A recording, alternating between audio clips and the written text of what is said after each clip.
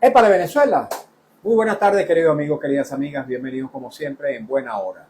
Su servidor Mario Villegas listo para compartir con ustedes hasta las 3 de la tarde de este día, miércoles 5 de julio. Pero de agosto, el 5 de julio no, el 5 de julio además es feriado nacional. 5 de agosto. El tiempo está pasando a millón, vertiginosamente. Nuestro programa, una presentación de Agrepa, el mejor asfalto que se produce en Venezuela. Agrepa, gente seria de asfalto de primera, y el servicio geriátrico del doctor Argenis Portillo. Consulta previa cita por el teléfono 0414-309-0806, 0414-309-0806. Recientemente, un juez dictó una medida de absolución, una medida absolutoria de una persona que estaba siendo enjuiciada por razones de tipo penal.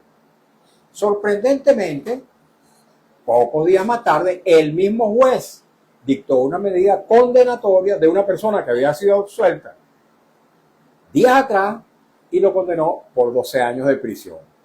Esto, según nuestro invitado de hoy, es obviamente una gigantesca irregularidad, un fraude procesal.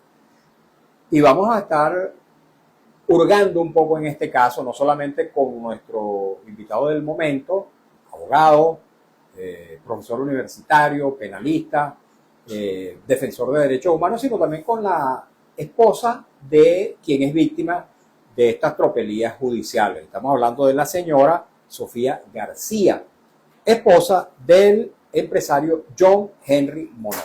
Vamos a darle la bienvenida a Joel García, abogado. Bienvenido, Joel, ¿cómo estás? Buenas tardes, Mario. Buenas tardes a toda tu audiencia. Un gusto estar nuevamente contigo por acá.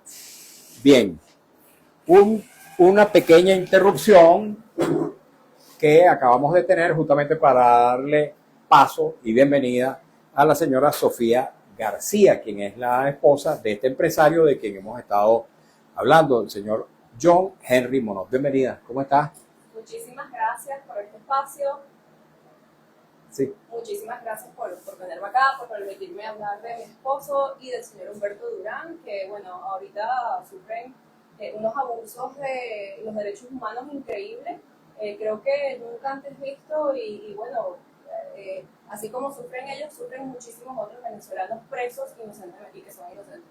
Ok, yo hablaba de la irregularidad que ha cometido un juez, según el doctor Joel García, al irrespetar una sentencia absolutoria que él mismo dictó y luego producir una sentencia condenatoria contra la misma persona días más tarde, condenándolo a 12 años de presidio. Voy a permitir la palabra brevemente al doctor Joel García para que explique esa irregularidad que luego vamos a detallar más profundamente para proceder en este instante también, o en breves instantes, a darle la palabra a la señora Sofía para que nos hable de su esposo. Joel, esa irregularidad, ¿eso tiene antecedentes, tiene precedentes en la historia judicial venezolana? Quizás lo haya, solo que no lo hayan denunciado, ¿no? Pero yo primera vez que lo veo. Jamás, nunca pensé que un juez se pudiera atrever a dictar una sentencia absolutoria y después que le dijeran, mira, no me gustó tu sentencia, y él mismo, motu propio, se atreviera a sacar otra, pero todo lo contrario, condenando. Eso no solamente es una irregularidad, eso es un delito grave contra la administración de justicia. El doctor José Antonio García Morán fue el juez que dictó esta ¿Cómo se llama? José Antonio García Morán. José Antonio García Morán. Juez primero de primera instancia en funciones de juicio en materia de terrorismo. Acá en Caracas. Acá en Caracas. Sí, todos los tribunales de terrorismo son de competencia nacional y su sede en Caracas. Ok. Bueno, dentro de algunos instantes vamos a profundizar un poco en la parte judicial, porque en este momento me interesa muchísimo saber quién es la persona que ha sido víctima de esta irregularidad, de esta anormalidad, de este vicio judicial, en la voz de su esposa, la señora Sofía García. El señor se llama John Henry Monod. ¿Quién es él?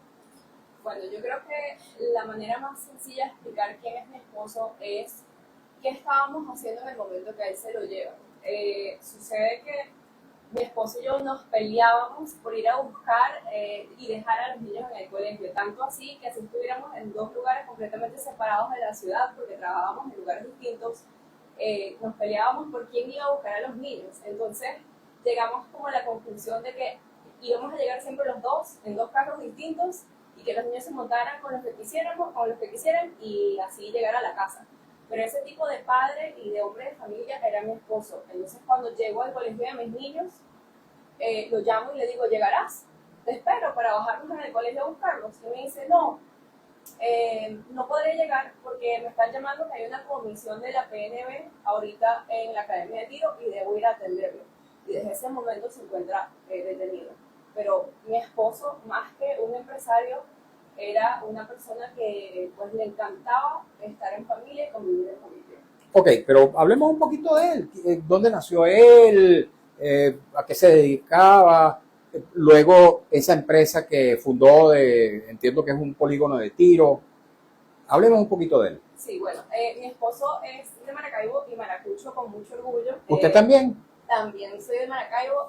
Mi esposo es devoto a la chinita, le encanta una gaita. Y bueno, él creció quizás no con todos los beneficios que pueden crecer pues, personas de familias más abundantes. Mi esposo ha trabajado por absolutamente todo lo que él tiene en esta vida. Y es un empresario que se ha atrevido a hacer muchas cosas nuevas. Le encanta innovar. ¿Tienes alguna profesión? Sí, yo soy comerciante. Yo me ¿Y gradué. él? Y él no se graduó. Él empezó a estudiar Derecho, pero bueno, por razones económicas no pudo continuar. Okay. Entonces se dedicó pues a trabajar.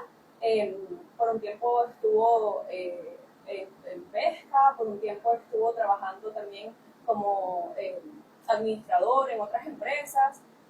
Pues ha intentado todo para salir adelante.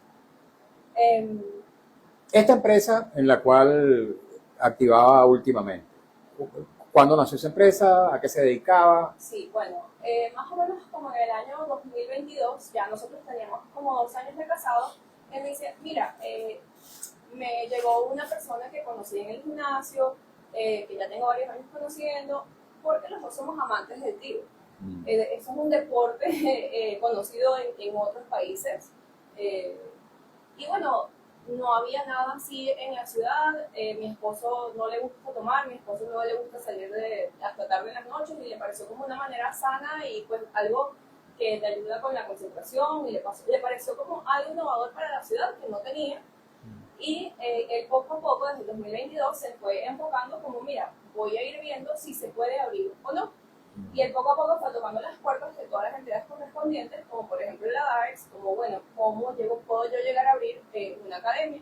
Y efectivamente, alrededor de 2 años después, o sea, en el 2024, en julio del 2024, él inaugura, junto a su socio, esta academia. Es una academia de tiro. Sí, es una academia de tiro. ¿Y quiénes son los instructores de tiro? Habían personas destinadas, entrenadas para este tipo de cosas, eran personas privadas. Con toda la permisología del Estado venezolano, correcto. de la gobernación del Zulia, si fuera el caso. Correcto, es más, siempre se esperó a que estuvieran listos absolutamente todos los permisos antes de abrir esas puertas. O sea, la academia estuvo lista un tiempito antes, esperando a que salieran los últimos permisos, y nunca se iba a abrir si no iban a salir. O sea, fue un riesgo que tomaron, pero ellos sabían que no podían abrir semejante negocio, o sea, algo tan involucrado con lo que son las armas, si no tenían la permisología correspondiente. ¿Y de qué se le acusa A en él consecuencia? se le acusa de terrorismo, que bueno, sabemos que es algo completamente, una cosa que no tiene ni pies ni cabeza, que se inventó el gobierno. Terrorismo, tráfico de armas, que se puede probar perfectamente que nunca fue tráfico de armas, porque la propia DAEX le respondió a la fiscalía con la permisología para todas las armas incautadas, y se llevan al administrador, que se llama el señor Humberto Durán, con quien de verdad nuestra relación era de 3-4 meses, que fue lo que duró abierto el polígono. Se lo llevan para poder acusar a mi esposo de asociación, porque necesitas 3 personas en asociación. Entonces está el socio, mi esposo, y agarraron a la tercera persona y fue una persona que no tenía absolutamente nada que ver ni siquiera personalmente con nosotros. Su esposo, el señor John Henry Monod, ¿tenía o tiene alguna militancia política? No. ¿Nunca ha tenido inclinaciones políticas, No. actividad política? No, Jamás. No, mi esposo no tiene nada que ver con la política. Que es un derecho además, si la tuviera, pero me gustaría saber si es que esta acusación de terrorismo tiene alguna, digamos, alguna fundamentación en su militancia o en algún activismo político partidista. Mi esposo personalmente nunca participó en la política. Ahora su familia está asociada, o su apellido Monod está asociado con la oposición en el Zulia. Toda su familia, o la mayoría de su familia Monod, vive en el exilio. Precisamente, por ejemplo, uno de sus primos de apellido Monod fue acusado de terrorismo eléctrico. O sea, lo responsabilizan de todo el problema eléctrico que existe en el Zulia. Pero él nunca participó en la política como tal. Es más, él siempre intentó mantenerse como en un término medio porque precisamente el miedo que existe a que te acusen de cualquier cosa por hablar mal del gobierno. Entonces él siempre intentó pues, mantenerse sin hablar. ¿Sus hijos cómo están? Bueno, gracias a Dios, cuando esto sucedió, mis hijos nada más tenían 1 y 2 años, y digo gracias a Dios, no por mí ni por mi esposo, sino porque no preguntaron. Pero ahora que mi hija acaba de cumplir 4 años, ya se le hace curioso, porque sus amigos sí tienen a sus papás en casa. Claro. Y ella no. Y es más, cuando vamos a visitar a John, que gracias a Dios hemos tenido la oportunidad de hacerlo, mis hijos siempre quedan llorando y tristes porque dicen, pero ¿por qué mi papá no puede regresar a mi casa? Y claro, ya eso es algo que voy a tener que enfrentar. ¿Cómo le explico esto? Pero aquí lo más importante para mí ha sido mantener la inocencia de una infancia robada, porque eso es lo que es una infancia robada, porque no se le ha respetado el derecho a la familia sana y a la convivencia de una familia sana en un hogar sano. Ok. Bueno, esta parte humana siempre es indispensable tocarla cuando se trata de una irregularidad cometida contra un ciudadano que está siendo víctima en sus derechos. Vamos ahora a tocar el tema jurídico. Me gustaría que nuestro buen amigo Joel García nos diga cómo ha visto él este proceso, si conocía de este proceso antes de la sentencia absolutoria o si ha conocido después de la condenatoria. Y cuál ha sido su papel en este proceso. Adelante, Joel. Ok, no, conozco posterior a la sentencia absolutoria y es precisamente lo que da origen de que Sofía García me contactara en vista de que el 18 de junio del 2026 se dicta esta sentencia. La Constitución es clara y el Código Orgánico Procesal Penal es claro cuando dice que dictada una medida de libertad, esa libertad se materializa inmediatamente. Del recinto donde se encuentra el detenido tiene que salir inmediatamente. Pero eso no se produjo. Cuando hablamos ya habían transcurrido más de 40 días y todavía no se había materializado la libertad de esta persona. Cosa que entiendo, perdóname Joel, que más o menos es común aquí en Venezuela, que no se le hace caso ni siquiera a las boletas de excarcelación dictadas por los jueces. Sí, pero ya un mes posterior hay que llamar la atención. Es un exceso. Entonces, por ello, recabamos la firma del señor Durán y de Monod. Le hicimos certificar por los custodios donde se encuentra recluido, lo llevamos al tribunal esa designación, como establece el Código Orgánico Procesal Penal, pero en el tribunal de José Antonio García Morán no nos recibió la designación. Al no recibirnos la designación, ya vemos que algo extraño está pasando, porque eso es lo mínimo que se le garantiza a un preso político, ¿ok? A un preso que se pueda defender.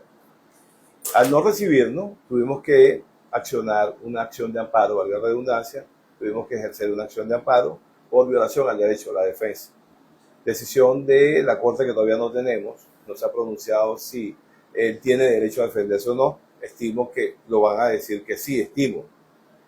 Y la sorpresa es que el mismo día que introdujimos ese amparo, convocan el día 3 a John Monod y al señor Durán para decirles que ellos lo habían juzgado el día 30 de julio. O sea que aquel juicio del 18 de junio no existió, no existe. Y que el 30 de julio lo juzgaron y resultó como que lo condenaron a 12 años a ambas personas.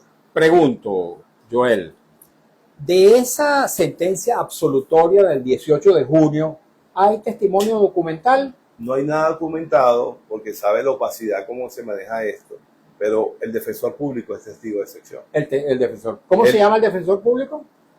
Miguel Rengifo, y él efectivamente me firmó una carta donde él afirmaba el 7 o el 9 de julio. El 9 de julio. El 9 de julio tengo una carta firmada por él donde él reconoce los hechos. Un defensor público valiente además, porque el No, editorial de es que los, ni de siquiera los es valiente, defensores públicos... es que él sabe que ocurrió ese juicio, Ajá. que hay una absolutoria. La señora Monod le está dando una carta de agradecimiento por la labor que cumplió en ese juicio. Correcto. Y que el resultado fue la absolutoria, y él se la recibe como un presente allí, lo que se llama ese salario no emocional, Exacto. que se le puede dar a un defensor. Sí. Y él recibió eso el 9 de julio, es decir, él no sabía que 30 de julio este juez iba a salir con esta cosa con la que salió. Sí, Ok. Opino que hay jugadores políticos en esta fase, y al defensor público no es uno de esos jugadores políticos, no es una de esas personas a las cuales se le notificó esta acción contra los derechos humanos de mi esposo y del señor Humberto, y creo que él solo lo tomó como un acto de buena fe, y él también me firma como un acto de buena fe, porque no había nada extraño ocurriendo en ese momento más allá de que no lo habían soltado. Ok, ahora pregunto, no hay el testimonio, digamos, documental para evidenciar que hubo esa sentencia, pero pregunto, ¿una sentencia absolutoria en el ámbito penal es recusable? Recusable no, ¿es apelable ante una instancia superior?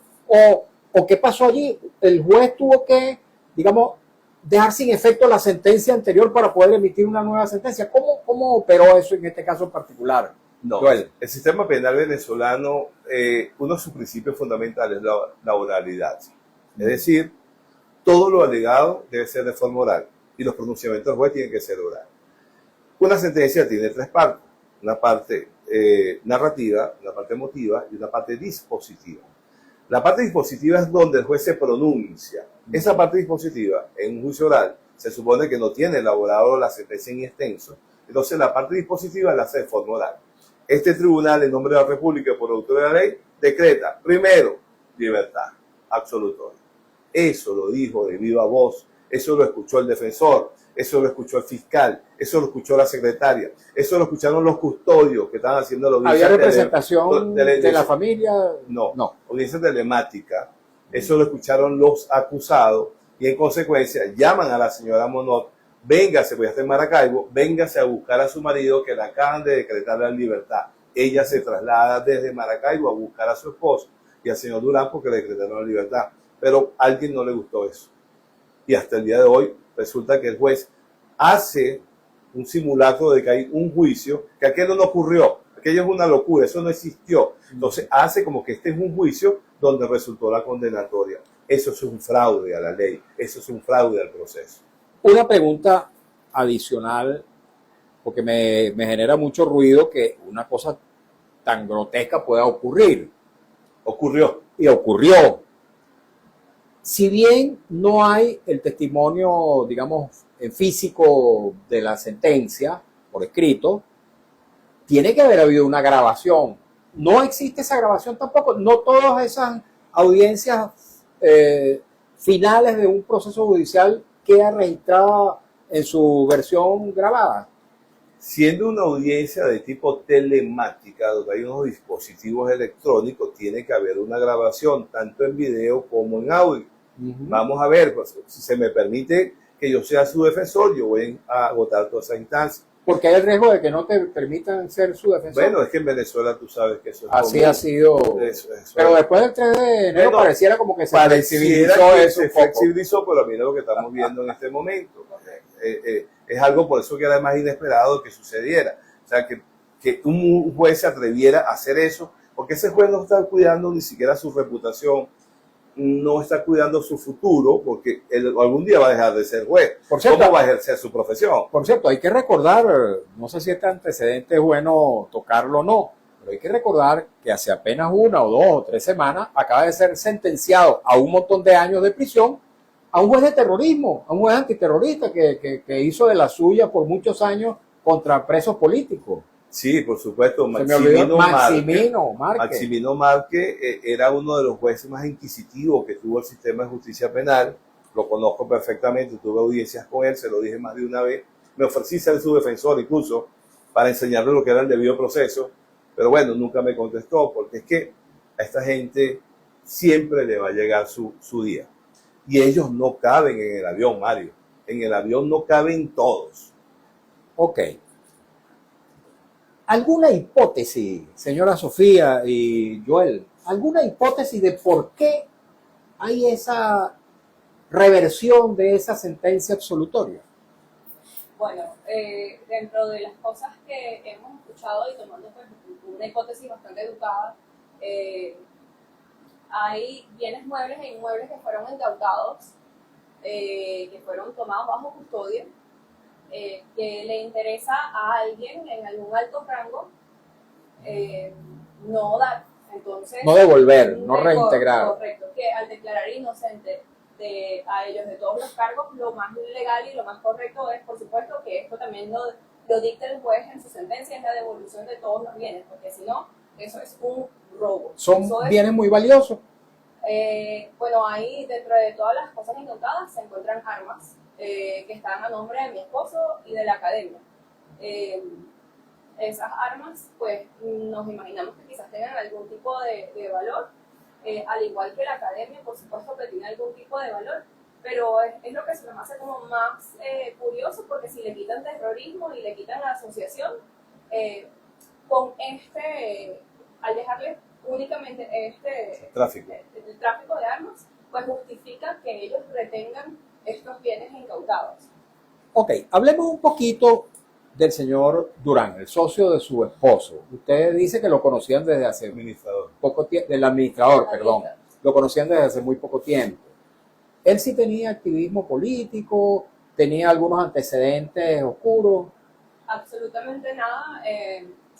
El señor Humberto es una persona de tercera edad que se dedicó siempre pues, a trabajar y ya, y bueno, lo conocimos porque aplicó como administrador, me pareció pues buen candidato. Él se graduó de abogado, no te podría decir el año, pero como te digo, no lo conozco personalmente a fondo, lo he llegado a conocer durante estos 2 años. Es una persona que sufre de artritis reumatoide, si no me equivoco exactamente, y él ahorita está llevando pues un medicamento que le estoy llevando y comprando yo, que le dieron hace 3 años. Entonces él ahorita ya está sufriendo las consecuencias de no ver médicos adecuados que le sigan cambiando su medicamento, y está viendo las consecuencias físicas de ello. O sea, es algo médico ya. ¿Dónde están recluidos ellos antes de irnos a la pausa? Zona 4, Baruta. Ok. Ya vamos a retomar nuestra conversación con Sofía García y el abogado Joel García. Vamos a la pausa, queridos amigos, queridas amigas. Escuchamos un avance del noticiero, cumplimos compromisos publicitarios de la estación y al regreso continuamos en esta interesante denuncia. Iba a decir esta interesante conversación, pero esta conversación es una denuncia de un fraude procesal que ha sido cometido por un juez antiterrorista, José Antonio García Morán. Pausa y enseguida estamos de vuelta en Buena Hora. Primera vez que vamos a continuar en las redes entre tanto, primera vez que usted se enfrenta a un proceso judicial, no como víctima usted, sino como su esposo, jamás ha tenido nexo con... Nunca, o sea, no, de verdad que... ¿Y su esposo tampoco? Tampoco, o sea, para nosotros esto ha sido una gran sorpresa porque nosotros nunca... Es que no sabemos ni siquiera cómo lidiar con esto. Cuando recién empezó, pues todos estábamos como desesperados porque ¿qué es esto? Y su propia familia también me ha dicho como... Es que, bueno, por lo menos yo me atreví pues a empezar a llamar a abogados que yo conocía y no sabía cómo moverme, pero empecé y hasta la familia me decía, no, gracias a Dios medio estás acá y no sabes nada, pero por lo menos estás atrevido a intentarlo, porque no sabríamos ni por dónde empezar. Es que ninguno de los dos hemos tenido ningún tipo de problema. Somos personas que nos hemos dedicado pues, a trabajar y ya. ¿Y los familiares de su esposo han tenido algún nexo con él que pueda, digamos, ser digno de sospecha de que él ha estado ayudando a a alguna actividad, vamos a llamarla entre comillas, insurreccional? No, absolutamente nada. Y bueno, sí, eso fue uno de los tantos cuentos que hemos escuchado, que parte de ese patrullaje cibernético, con una terminología judicial ni legal, o sea, no existe en los libros, se debió a que sospechaban de que mi esposo estuviera entrenando a civiles para un derrocamiento, porque acuérdense que esto fue durante el Postelectoral. Entonces, ahí lo Después del 20, Después del 28 de julio, en octubre de 2024. Pero él nunca estuvo relacionado políticamente con nada, pues no entendemos o sea, qué inició este proceso, no lo entendemos, pero sí nos ha llegado pues ese rumor de que se creía que le estaba entrenando a civiles. Okay. ¿Y qué tiempo tiene usted en Caracas ahora, en medio de este...? Bueno, no, yo todavía vivo en Maracaibo porque yo trabajo y bueno, me ha tocado más bien trabajar el doble para poder mantener a mis hijos, mi casa, mantener a mi esposo y al señor Humberto Durán. Y bueno, no me puedo mudar de Maracaibo, pero intento venir una vez a la semana. Ahora pues que después de la lamentable tragedia del terremoto, Maiquetía para mí se me hacía por supuesto mucho más fácil porque iba y venía en un solo día. ¿Ahora tiene que venir por Valencia o viene por tierra? Vengo por Maracaibo, por Valencia. Y bueno, el que es el costo humano es que me quita tiempo también de mis hijos. O sea, no es solo lidiar con la situación de mi esposo, sino también que mis hijos sufren la consecuencia de no solo que mi esposo está preso, sino que mamá no está porque mamá está atendiendo a papá. ¿Y con quién están los muchachos? Bueno, gracias a Dios cuento con el apoyo de mi familia, mi mamá, mi papá, mi cuñada, mi cuñado, mis primas, y también cuento con una niñera que me ayuda, de verdad es parte de mi familia y bueno. Ok, y el señor Humberto Durán, me dice usted que es de la tercera edad, Sí. ¿Tiene esposa, tiene hijos, tiene...? No. No, nunca se casó, nunca tuvo hijos y bueno, por eso es que estoy yo y me siento responsable también, porque bueno, él solo trabajaba en la academia, entonces hay una parte de humana que me dice yo no lo puedo dejar a él, o sea, no puedo desatenderlo a él porque simplemente es mi responsabilidad, porque de alguna manera él estaba trabajando en el negocio de mi esposa. Ok, bueno amigos, estamos conversando con Joel García, abogado, penalista, profesor universitario, defensor de derechos humanos, y la señora Sofía García, acerca de este caso del señor John Henry Monod, empresario zuliano, quien se encuentra detenido desde hace 2 años y ha sido víctima de unas irregularidades judiciales, en vista de que el día 18 de junio de este mismo año que corre, se le dictó una sentencia absolutoria y pocos días más tarde, un mes y tanto, el mismo juez que lo absolvió, dictó una medida que lo condena a 12 años de presidio. El juez se llama José Antonio García Morán, juez antiterrorismo. Ya vamos a reconectarnos con el avance de Radio Rumbos y luego continuamos conversando con Joel García y Sofía García. El segundo apellido suyo que me dieron no lo anoté. Walter, porque no es Walter sino Walter. Walter, como sí, correcto. ¿Ese es alemán?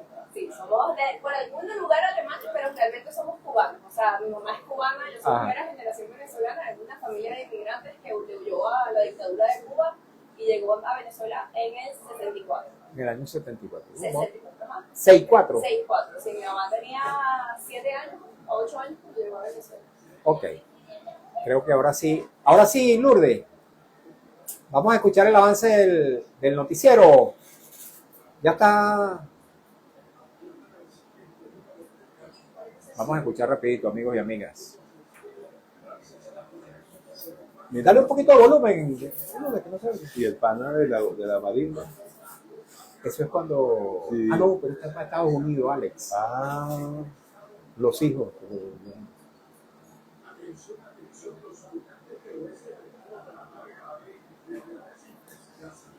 ¿Cuántas cosas se ven? Ya, como escribe un libro y todavía no se cree, no escribe. Sí. yo creo que esto me faltaba en mi libro. Esto no lo tenía yo. Esa Claro, eso maravilla no no lo la tenía tenía. yo. Ya agregaste el capítulo. Mira que yo tengo de todo, muerto, torturado, de todo. Ay, este es un doble sentenciado. Doble centro. Doble sentencia en un único juicio. Un Y mismo en- hecho, y- un mismo exacto. hecho, un mismo acervo probatorio, una misma persona, dos sentencias contradictorias. En mes y medio de diferencia. ¿Listo? Ok, vamos a retomar la señal abierta de la radio.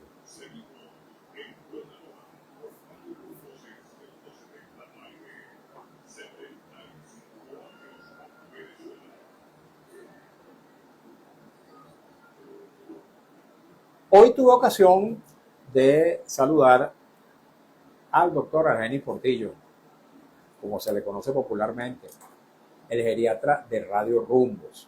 Buen amigo, le tengo mucho aprecio, lo conozco muchísimo, conozco de su calidad humana, su calidad profesional, de su compromiso existencial con la salud de los adultos mayores. El doctor Portillo, aparte de ser médico geriatra, es también médico intensivista, es también profesor de la Escuela de Medicina Vargas de la UCB y de la Academia Militar, es decir, formador de nuevos médicos. Tiene consulta en la esquina de la Cibarra, Avenida Urdaneta, también en el anexo del Hospital de Clínicas Caracas, en San Bernardino, y ofrece servicio domiciliario para aquellos casos en que el paciente así lo requiera. Su número telefónico 0414-309-0806. Anótelo, le puede ser de utilidad. 0414-309-0806. Lo recomiendo ampliamente. Y seguimos conversando con la señora Sofía García y el abogado Joel García. Nos decía en la pausa nuestro invitado Joel García que esta barajita no la tenía. Esto de dos sentencias producidas por un mismo juez en un lapso de mes y medio, absolviendo y sentenciando a una misma persona por unos mismos hechos, y bueno, y se convierte esto en un hecho verdaderamente histórico, por lo menos para tu historia como abogado, Joel. Sí, como dices tú, esta barajita no la tenía. De tantas arbitrariedades y violaciones graves de los derechos humanos que he visto en casi más de un cuarto de siglo, porque 27 años lleva esto, esta no la había conocido. No digo que no exista, es posible que lo haya habido, pero no lo han denunciado, y por eso me parece hasta un compromiso ético, moral y académico llevar esto hasta las últimas consecuencias. ¿Conocías a este juez, Joel, a José Antonio García Morán? Bueno, ese juez fue juez de primera instancia en funciones de control. En 2007 fue nombrado. Después supe que salió del Poder Judicial, creo que fue jubilado, y nuevamente lo llamaron para que formara parte de ese grupo de jueces de terrorismo, contra terrorismo. Y desde ese entonces está allí en el primer juicio. El mismo juez que tiene preso a Perkin Rocha, que no le ha querido dar la amnistía, a pesar Que le de tiene un grillete, que le ha negado tobillo. todo, le ha negado todo. Es el mismo juez que ya ha hecho muchas cosas y que Dios mediante no pueden quedar impunes. Este juez no debería verle la cara a sus hijos, no debería verle la cara a sus asistentes, porque a sus amanuenses, porque deja mucho que desear. Cuando uno se gradúa de abogado, uno ante el colegio de abogados jura ante la Constitución y la ley es hacerla cumplir y respetarla, porque de ahí es que nosotros se nutre nuestra profesión. Y cuando este juez viola ello, no merece ni siquiera llamarse abogado. La señora Sofía García, esposa del empresario John Henry Monod, preso desde hace 2 años y víctima de esta doble sentencia. ¿Usted ha tenido la iniciativa o el interés o la idea de contactar directamente al juez para preguntarle sobre su esposo? Sí, yo he ido absolutamente a todos los lugares donde tengo que ir, y uno de ellos ha sido el despacho del juez. El juez estaba en su oficina en ese momento, y cuando le van a preguntar, el juez pregunta. Yo no he entrado todavía a su oficina, sino que estoy justico afuera. El juez le pregunta a la persona que está diciendo Sofía García está aquí, le pregunta de qué caso es, y yo dije de la Academia de Tiro de Maracaibo, y efectivamente me dijeron que no podía pasar, que tenía que hablar con su asistente, y su asistente me dice que no puedo hablar con él, que y le quería dejar un escrito. Me dice que ella no me puede recibir ese escrito. le pregunto a Joel García, ¿los jueces están obligados a recibir a los familiares de una persona que ha sido condenada? Mira, no tendría nada extraño recibir a un familiar. Lo que sí le tiene prohibido es recibir a las partes solas, ¿no? Las Ok. partes tienen que estar juntas. El Ministerio Público, la defensa, juntas, porque si no son causales de recusación. Correcto. Pero atenderle, hacer una diferencia delante de todo el mundo allí que quieren En público. eso no tiene nada. La cortesía, eso no tiene No nada. compromete. No compromete para nada, porque todos van a escuchar de lo que van a hablar. Ahora no la va a meter a sola en un despacho, pero la puede recibir o le diga a la secretaria, recibirle la comunicación. Recibirle no implica que tenga que dar una respuesta inmediata. Ahora, el tribunal sí está obligado a recibir una comunicación. Ahora, a recibirla. La comunicación El pronunciamiento es posterior. Claro, Es lo que digo yo, recíbeme la designación de defensor, así es. dentro de las 24 horas me llaman para un juramente o dime la causal por qué no me vas a juramentar. Ujú. Eso no sucede. Ahora, yo decía que eso es muy común en Venezuela, que los jueces sencillamente designan bueno, no sé si lo hace el juez o lo hace el Ministerio Público, un defensor, El juez. el juez, un defensor público, y se niegan a cumplir con el mandato constitucional que obliga a que la persona, el imputado, pues designe al abogado de su confianza. ¿Qué has hecho tú, Joel, para que por lo menos en este caso se te atienda a ese derecho? Que es un derecho que tienes tú como abogado, pero también es una obligación de la Constitución y una obligación de quienes administran justicia. Mira, el requisito para representar a una persona está en el Código Orgánico Procesal Penal. No estoy inhabilitado para ello. Gozo de la credencial expedida por el Colegio de Abogados de Caracas. Igualmente, el carnet que me otorga el Instituto Nacional de Previsión Social del abogado. Es decir, yo estoy facultado, no estoy inhabilitado. Y él debe recibir mi designación. Él no es quien, él no es nadie para decir si yo puedo o no puedo. ¿Ok? Es un colegio, es el consejo disciplinario, un colegio de abogados que me puede decir usted no puede ejercer el derecho. O que yo tenga una sentencia condenatoria cuya sentencia accesoria sea la cesación de mi licencia para ejercer. Ok, vamos rápidamente a leer, ver si tenemos algunos mensajes. Hay personas que por supuesto nos envían mensajes de tipo político, y en esta ocasión yo me voy a inhibir de leer los comentarios de tipo político porque estamos hablando de un caso específico que es ajeno a este debate cotidiano que realizamos aquí en algunas ocasiones acerca de los temas de la política. Se sabe que el tema de la justicia también es un tema político, pero estamos hablando de que aquí los mensajes que nos han llegado tienen que ver más bien con problemas electorales, acusaciones contra el gobierno, en fin. Y por supuesto muchas expectativas que hay respecto a la negociación esta que se va a iniciar entre una representación de la Asamblea Nacional de 2015 y de la Asamblea Nacional actual, la primera presidida por Dinora Figuera y la segunda por Jorge Rodríguez. En todo caso, voy a hacerle una pregunta a Joel que sí tiene que ver con eso. En esas negociaciones, Joel, está planteado que haya también, así como va a haber una discusión acerca de la designación de los nuevos magistrados del Tribunal Supremo de Justicia, está planteado también una revisión del sistema de justicia en general. ¿O qué esperas tú de esas negociaciones como abogado? Mira, para que volvamos a tener una república, lo que nos dice que estamos en presencia de una república, en este caso la de Venezuela, es que haya plena separación de poderes. Mientras no haya plena separación de poderes, usted le puede dar la connotación, la denominación a esto que usted le quiera, pero una república no es. Una de las estructuras fundamentales y para que en Venezuela haya inversiones es que el sistema de justicia venezolano sea robusto, sea fuerte. Y sin entrar en política, si usted revisa la sentencia que ha proferido la Suprema Justicia desde el año 2000 hasta la fecha, son las que han mantenido estas formas de arbitrariedad.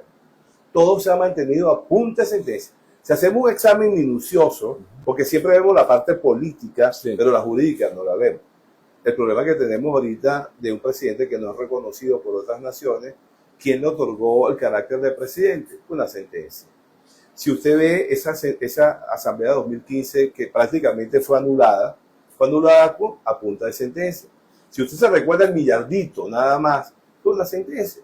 Entonces, ojo con el sistema de justicia. El sistema de justicia es la columna vertebral de una nación. Porque si hay independencia, el límite del poder está en la ley. El límite de ellos puniendo está en la ley.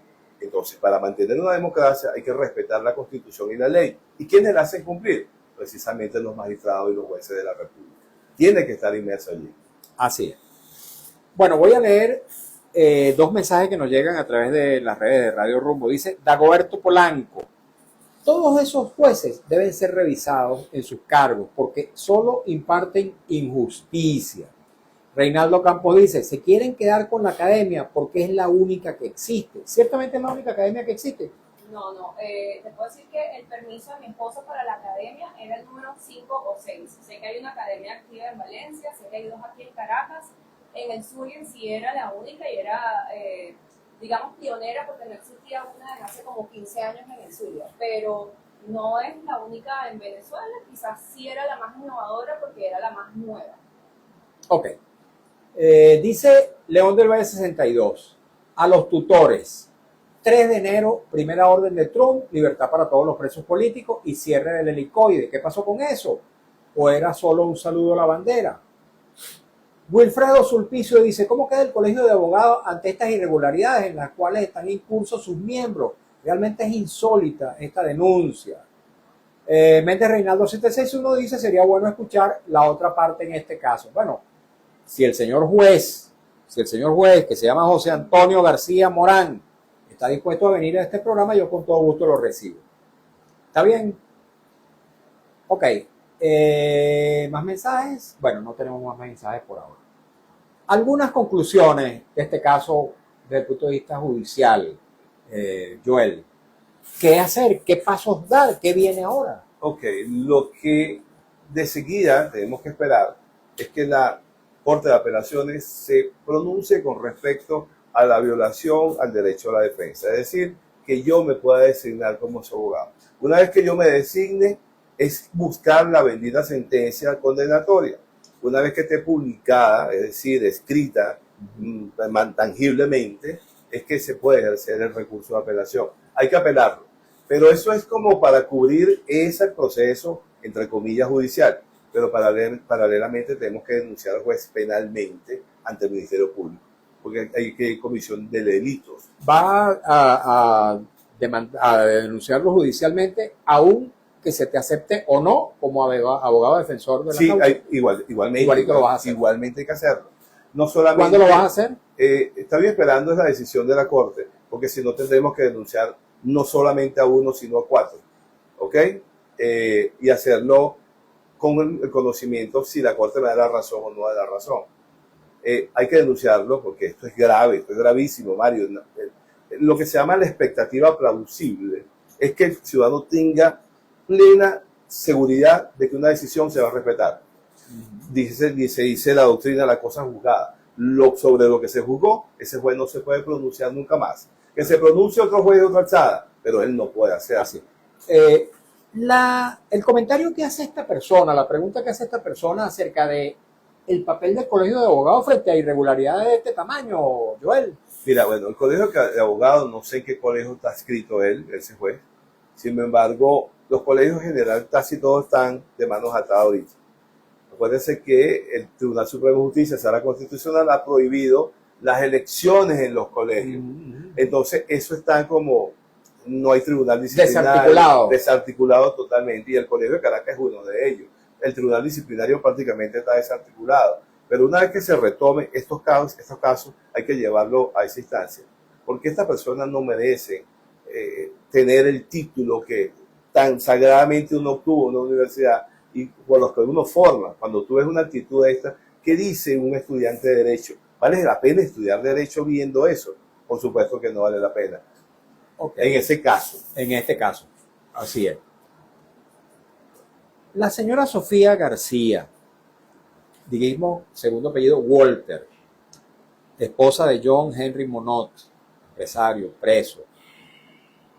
Si usted hubiera tenido la ocasión de hablar cara a cara, mirándole a los ojos a este juez, José Antonio García Morán, que se negó a recibirla, ¿qué le hubiera dicho? Bueno, siempre basándome en el derecho, porque yo no estoy pidiendo favores. Yo estoy pidiendo que se cumpla un juicio que sea honesto y que sea basado y ajustado a derecho.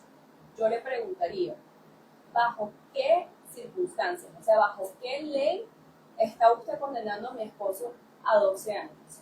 Lo que yo quiero es la verdad. Yo no le pido favores, yo no le pido ninguna irregularidad.